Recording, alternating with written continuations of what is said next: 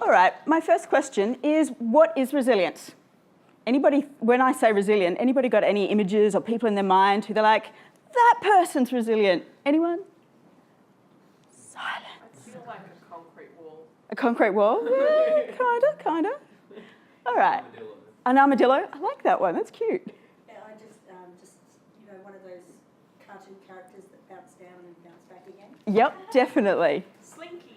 Slinky, as in like an actual slinky? Yeah. Yes, I like that too. These are so creative, I love this. When I think of resilience, what I think of are the same things that are probably coming to your mind now. So it's very much the ability to adapt, so just kind of like slinkies. The ability to actually spring back. It's not saying that nothing bad ever happens, it's actually the capacity to cope and adapt with the bad things that do actually happen. So, resilience isn't something that's unusual. Resilience isn't this special quality or characteristic that only some amazing people have. A lot of the time when people talk about resilience, they have ideas of superheroes and really special people. That's not what resilience is. Resilience is something that we all have the capacity for. It's something that we build. It's not something you're innately born with. Nobody comes out of the womb, this is a resilient child. It doesn't work like that. It's something, as I said, we can learn. But the reality is, for many of us, so pretty much all of us, building resilience is actually quite a tough process. Tends not to be the most fun thing in the world to do. Resilience and building resilience actually requires stress. It's the things that you go through in life that probably aren't so fun. So they're the relationship problems. They're when you and your partner split. You have fights, screaming arguments, preferably not, but they happen sometimes. When your parents aren't doing what parents should do, as Julie pointed out earlier. When kids aren't necessarily behaving as well as they could and they're getting into trouble in school, it kind of requires some resilience in you. People have health problems. Some of them can be healed over the time, other ones not. The really unfortunate things in life, death, injury, misery, and all this other standard things that happen to people. Now, the reason that I think I've got a good reason to be able to talk to this is my personal history. I'm not just a psychologist. I actually have quite an interesting history. So my backstory is one where my mother has Munchausen's by proxy. I don't know if anybody knows what that is. It's really not very fun. She has a condition, she's got schizophrenia, and she used to hurt my sister and I because she was very, very unwell and didn't have full capacity and understanding of what she was doing. Made life a little bit unpleasant for me. And because of that, my sister has some pretty significant issues. I cannot remember a time in my life since I was about 20 when one of my family members has not attempted suicide in a single year. It's been a few years since then. There have been times when I've had 3 of them in hospital at once, different hospitals. Bit of a chasing game. So when we talk about resilience, this is something I'm actually pretty familiar with. It got to a point that about 12 months ago, I had one of the psychiatrists call me up and say, can you come into the office, please? And I went, sure, why? And he turned around and he asked, so I kind of want to know, why aren't you messed up? Thanks. It's weird. So I've spent a lot of time thinking about this. What do you actually do to become resilient? There are things we can do, specific little steps that every one of us can do. Know who you are. A lot of time, people spend time focusing on their weaknesses, what I can't do well, what's going wrong, how did I fail, rather than, you know what am I actually okay at? What am I pretty good at? Everybody has strengths.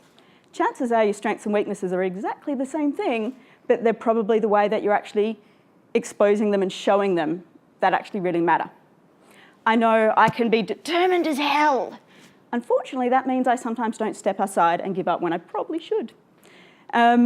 Everybody has strengths and weaknesses. And even if we talk about weaknesses, are they really weaknesses, or is this just something you haven't quite learned yet?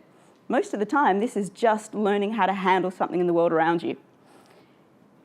And take the time to actually nurture yourself, look after yourself. Sometimes people forget to do that one. Connect. Find your tribe. Find the people in the world who are actually going to do the best for you when they can. These are the people who you actually trust. When things aren't going well, you can give them a call and say, you know what, my world is imploding right now. And they will be there, so long as they're able. And they will give you solid advice. They're not just going to be, it's going to be fine, you'll be fine. Well, that's nice to hear. It might not actually be helpful in the long run. I know that there are people in this room who I've called when I've been having an absolute shocker of a day. I've cried on their shoulders. It's normal. Finding the people in the world who will support you is really important. Having a bit of mental flexibility. So this is actually an understanding that, you know what, I might be in a rough spot right now, but I can actually learn from this. I can change. Just because I feel that I'm a little unfit right now doesn't mean I can never be fit, so to speak. Recognising that failure is just a setback, it's not the end of the world. It can help guide you and tell you, you know what, this is the thing that I actually maybe need to work on right now. That's okay. Find what matters for you. Don't have anybody else tell you what matters for you. You are the only person who gets to decide this one.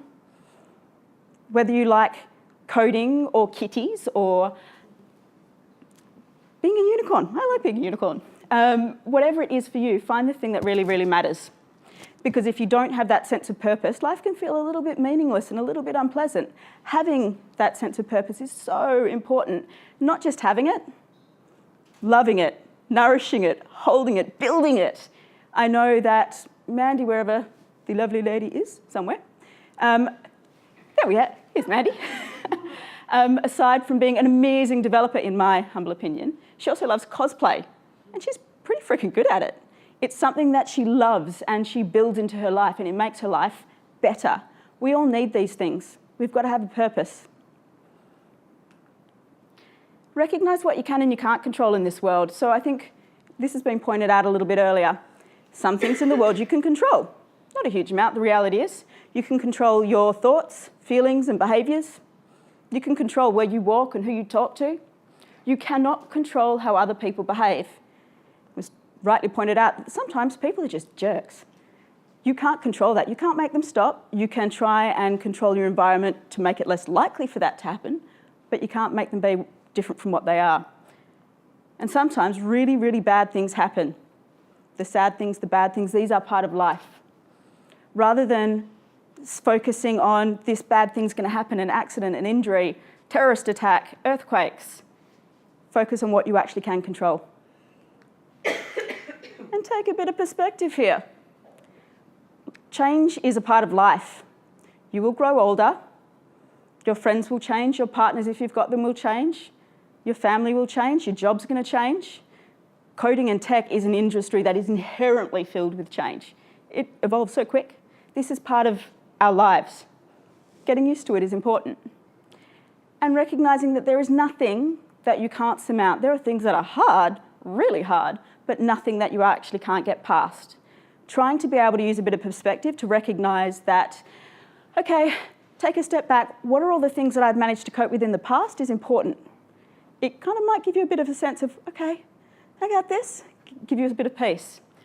Recognising in the future, I don't actually know what's going to happen. I might think I might know, but you know what? I don't have a little ball crystal thing to predict the future. I don't actually know. It's important to recognise you really don't know what's going to happen.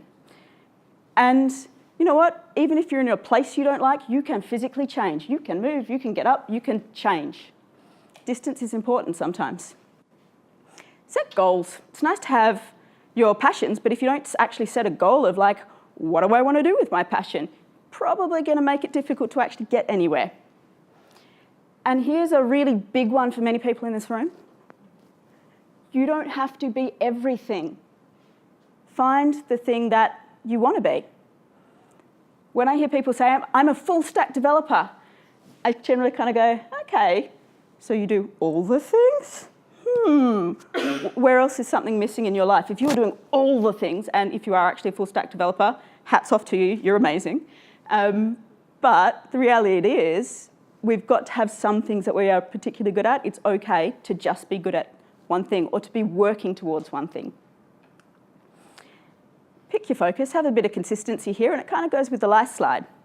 Direct your focus. So if you want to be an amazing developer, pick being a front-end developer. If you want to be amazing at cosplay, pick it, run with it, love it. Make sure that you recognise the effort that you put in is way more important than talent. I'm sure we've met people in this world who were like, they are so talented. Well, I can never be as amazing as them. First problem, comparing yourself to others, not helpful. Second problem, the effort that you put in is way more important than any level of talent a person has. If we know effort is more important, then what do you do with your effort? Take tiny steps every day. If you feel like life has fallen apart because you're having issues at work, day one, today I am going to turn up and my only aim is to talk to that person face to face. That's what the aim is. It can be as simple as that. Make sure that you do things every day. It is kind of like climbing a mountain here. Nobody gets there immediately. And appreciate the good things in the world around you. Because as sad as it is, we're all going to die. Don't want people dying, but it's going to happen. We don't know when all the things around us that really matter can be taken right out from underneath us. So appreciate what you have right here, right now. All the beautiful, wonderful gifts that you have in the world around you. And as has been pointed out, self-care, super important. The best way I like to think about this is we're all kind of like aeroplanes. What happens if the maintenance people don't take care of the aeroplane? Don't be like the aeroplane. Take good care of the aeroplane. You are an aeroplane. So try to remember that you are really, really important to take care of. And if you are the type of person who likes caring for other people, I know that there are a few in this room, I'm not pointing fingers. Make sure that you only go and try and help other people when you're actually okay to do that. If you are not coping so well yourself, it's okay to say, you know what, I'm going to have to step back and take a break and breathe because I can't actually support you if I'm not able to look after myself right now. That is an okay thing to do, and it's kind of the responsible thing to do, honestly. So, something to remember here. Phoenixes, because I think phoenixes are pretty amazing, they had to burn and they had to go into ash to actually rise again. Becoming a phoenix, becoming more resilient and able to cope with the tough stuff requires you to actually feel the tough stuff. All the things that make you sad and unhappy and scared and confused, all those big, ugly feelings, putting them aside and hiding them away will not actually help you become more resilient. Sometimes you actually have to go, I'm going to look at this and I'm going to face it and I'm going to deal with it. It's not fun, but it probably will help you in the long run. Courage is actually choosing to face them. Ooh, there we go. Choosing to get up and keep on going. You know what? As Mandy said, some days she has to choose to get up and ask herself, why am I doing this in the morning? But the choosing is the important part here. You can choose. Find a way to keep going, even if it's those tiny single little steps. They matter. So, what is resilience? It's a process. It's not a journey. It's not like somebody suddenly waltzes around and says, I am resilient, bow to me. Resilience is something you will be on a journey for the rest of your life, or I certainly hope you all are. It's not somewhere that you get to. And I think everybody in this room is actually capable of becoming a phoenix. So figure out for yourselves, what is actually your story of becoming a phoenix? And that is me.